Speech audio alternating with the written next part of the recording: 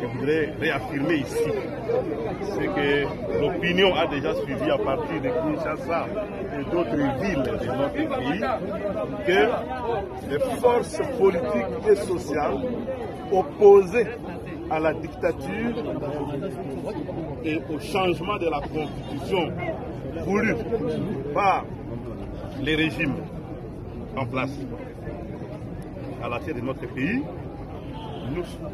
nous avons décidé d'unir nos forces et d'élever la voix pour que notre peuple nous entende et qu'il comprenne qu'il n'y a rien de bon pour lui dans ces velléités de dictature et de changement de la Constitution. Tout d'abord, les arguments présentés par ceux qui défendent ces projets sont fallacieux et mensongers. Cette constitution est la constitution du peuple congolais.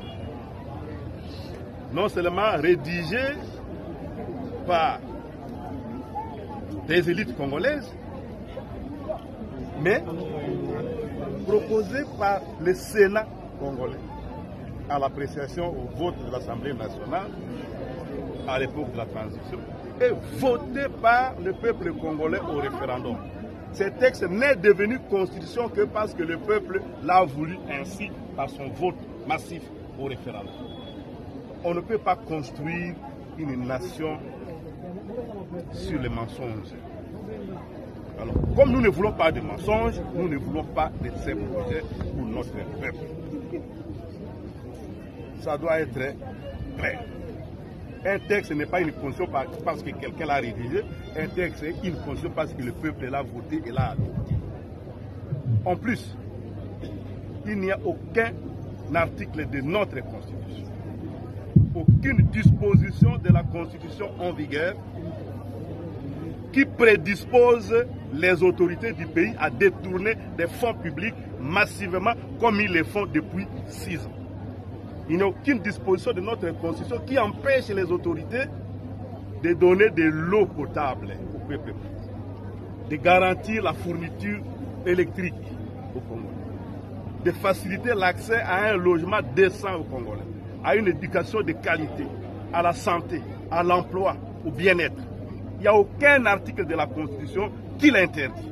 Alors, si les gens n'arrivent pas à le faire, c'est parce qu'ils sont incapables de le faire, alors qu'ils ont le mandat et l'autorité nécessaire pour cela. Donc, on ne peut pas adapter notre Constitution à l'incapacité d'un groupe de personnes à remplir leurs engagements vis-à-vis du peuple congolais. Notre pays a d'autres priorités. Récupérer les territoires aujourd'hui sous occupation et donner la quiétude à tous les peuples congolais pour qu'ils puissent vaquer librement à ces occupations. Ça fait 48 heures que je suis à Kisangani et chaque matin j'apprends qu'on a tué 2 personnes la nuit, 3 personnes à Mangobo, à Lubunga, dans la commune de Kisangani, la cabine là-bas du côté de la Tchop, ainsi de suite. Nous ne sommes pas en état de guerre ici à Kisangani. Pourquoi cette insécurité?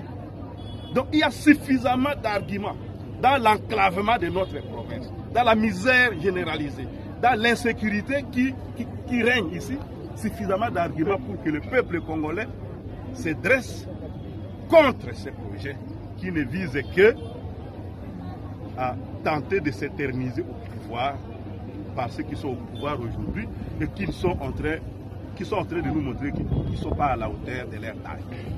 Donc on ne peut pas leur faire le cadeau de changer de constitution pour qu'ils s'éternisent là où ils montrent clairement leurs limites. Voilà. Donc au nom de tous ces principes, nous disons que nous unissons nos forces pour nous faire entendre du peuple, nous faire comprendre de notre peuple, de manière à ce qu'il ne puisse pas céder à la tentation de suivre cette fausse route. Oui, honorable Bolengue Tengue, au regard de tout ce que vous venez d'évoquer, justement, quel est le message en plus bref que vous adressez, n'est-ce pas, à la population? Notre message, c'est de barrer la route à la dictature. Toute velléité d'imposer au peuple congolais un régime qui lui retire sa souveraineté est à combattre par les voies démocratiques. Donc, que notre peuple se dresse contre ces projets et qui lui oppose un non catégorique.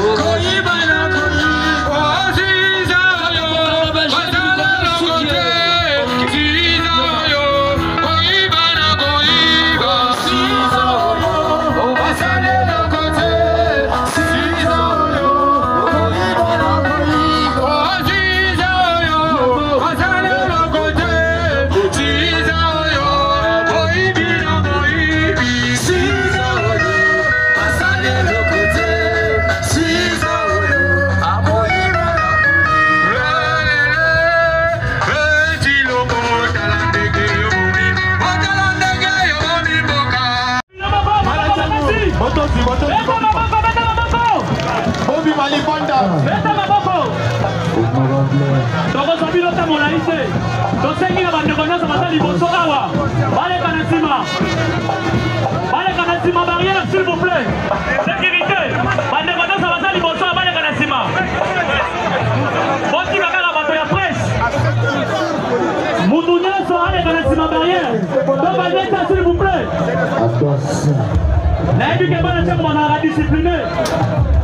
S'il vous plaît. S'il vous plaît. Sécurité.